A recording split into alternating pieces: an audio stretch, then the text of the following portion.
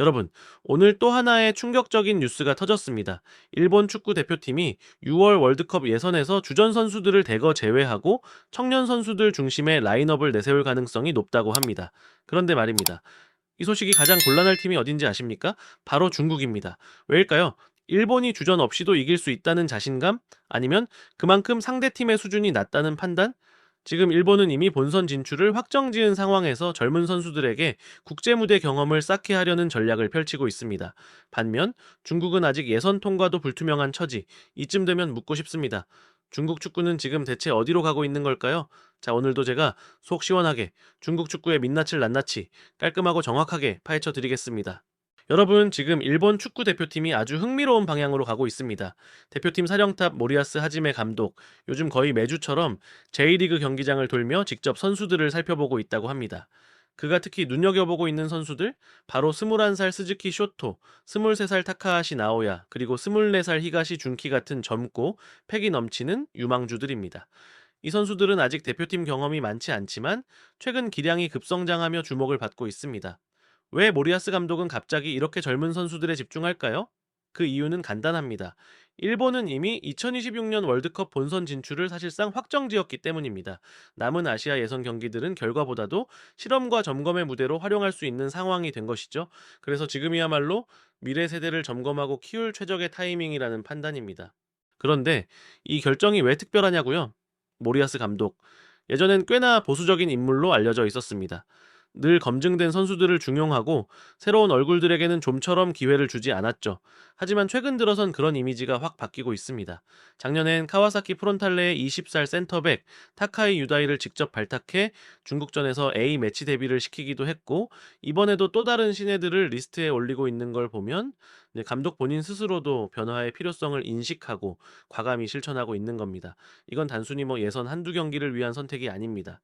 대표팀 세대 교체의 신호탄이자 일본 축구 전체의 체질 개선, 그리고 2026년을 넘어 2030년까지 내다보는 장기적인 전략의 일부입니다. 여기서 중요한 건 이런 결단이 당장의 승리에 연연하지 않고 젊은 자원을 어떻게 육성할 것인가에 집중하고 있다는 점입니다. 그리고 이 방향은 일본 축구가 꾸준히 강해지고 있는 이유 중 하나죠. 물론 주축 선수들, 미토마 카오루, 이토 주냐 같은 유럽파들이 부상이나 피로 누적으로 쉬어가는 상황도 있지만 모리아스 감독은 이 기회를 재정비와 세대 교체의 기회로 활용하고 있는 겁니다. 심지어 직접 경기장을 찾아가 선수들과 대화를 나누고 벤치에서 경기를 지켜보며 일일이 메모까지 한다고 하니 이건 단순한 스카우팅이 아니라 본격적인 미래 구상이라고 볼 수밖에 없습니다. 결국 이 모든 움직임은 일본 대표팀을 더 강하게 만들고 경쟁력이 넘치는 팀으로 탈바꿈시키는 중요한 발판이 되고 있는 겁니다. 자, 이제부터 진짜 문제입니다. 일본이 청년군으로 나선다는 건 겉보기엔 단순한 실험처럼 보일 수 있어요. 하지만 그 여파는 아주 심각할 수 있습니다. 특히 중국에게는요. 왜냐고요? 이번 6월 월드컵 아시아 예선 남은 일정에서 중국은 반드시 승점을 쌓아야만 플레이오프 진출 희망을 이어갈 수 있는 절박한 상황이거든요. 그런데 일본이 인도네시아와의 경기에서 베스트 멤버 대신 어린 선수들 위주로 라인업을 꾸린다면 인도네시아 입장에선 더 이상 바랄 게 없죠. 객관적인 전력상 차이가 줄어들면서 오히려 승점을 딸 가능성이 높아지는 겁니다. 자, 반대로 중국은요. 이미 지난 경기들에서 계속 삐걱거리던 대표팀이 남은 경기에서 다시 한번 무너지기라도 하면 순식간에 조3위로 밀릴 수도 있습니다. 그렇게 되면은 플레이오프도 월드컵도 완전히 물 건너가는 겁니다. 이게 말이 됩니까? 세계 무대 진출을 꿈꾸던 중국이 일본의 세대 교체 실험 한 번에 무너질 수도 있다니요? 하지만 여기서 중요한 건 이게 단순히 상대운 때문이 아니라는 겁니다. 중국 스스로 만든 결과라는 거죠. 수년째 반복된 전술적인 혼란, 선수들 사이에 조직력이 부족하고 경기 후반이 되면은 체력에서 무너지고 중요한 순간마다 집중력이 흐트러지면서 실점하는 장면들, 이제는 너무 익숙해진 장면 아닙니까? 감독이 바뀌어도 문제는 그대로입니다. 전술은 단조롭고 공격 전개는 느리고 예측 가능합니다. 수비는 늘 뒷공간이 열려 있고 중앙 미드필드는 상대의 압박에 쉽게 흔들립니다. 이렇게 기본적인 부분에서 흔들리는데 어떻게 국제 대회에서 경쟁력을 기대하겠습니까? 사실 중국 축구는 지금 붕괴 직전이라는 말이 나올 정도로 불안한 상태입니다. 그리고 이번 예선은 그 현실이 명확하게 드러나는 무대가 되고 있습니다. 결국 일본의 젊은 선수들이 인도네시아에 승점을 안겨주게 되면 중국은 다른 경기 결과에 기대야 하는 아주 치욕적인 상황에 놓이게 됩니다. 한때는 2026 월드컵 본선 진출이라는 희망에 부풀어 있었지만 지금 현실은 완전히 반대 방향으로 흘러가고 있습니다. 이제는 외부 탓, 변수 탓을 할 때가 아닙니다. 중국 스스로가 이 상황을 초래한 겁니다. 축구는 거짓말을 하지 않습니다. 그동안 준비하지 않은 팀은 결국 이런 결과를 마주하게 되는 겁니다. 여러분, 지난 일본과 중국의 맞대결 기억나시죠? 그 경기에서 정말 믿기 힘든 장면이 나왔습니다. 일본의 타카이 유다이, 이제 갓 20살 된 신인 수비수입니다. 그런데 A매치 첫 출전 경기에서 중국의 수비 라인을 그냥 뚫어버렸어요. 마치 훈련 경기인 줄 알았습니다. 이게 말이 됩니까? 경험도 없는 신의 수비수에게 국가대표 수비진 전체가 무너졌다는 건 단순한 실수 수준이 아니라 근본적인 문제라는 겁니다. 게다가 공격진은 어땠나요? 정통 스트라이커가 눈에 띄지 않고 중원은 전개 속도를 따라가지 못하고 수비는 줄곧 라인 컨트롤에 실패하면서 공간만 내줬습니다. 문제는 이게 단순히 선수 개인의 능력 차이 때문이 아니라는 겁니다. 여기엔 훨씬 더 깊은 구조적인 문제가 숨어 있어요. 중국 축구는 오랫동안 유소년 육성을 등한시해 왔습니다.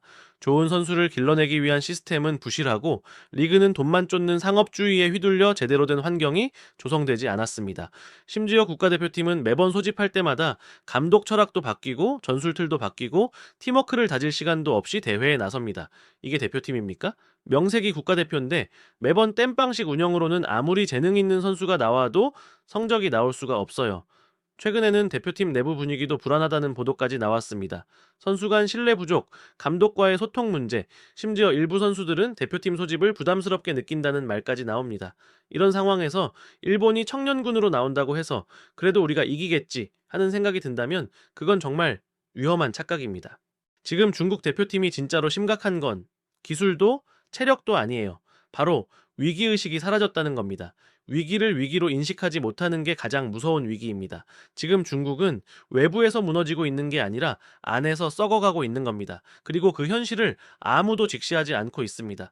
축구는 냉정한 스포츠입니다. 성적이 말해주고 시스템이 결과로 증명됩니다. 지금 중국 축구가 처한 현실, 그건 단순한 일시적인 슬럼프가 아니라 수십 년 동안 쌓아온 구조적 실패의 결과입니다.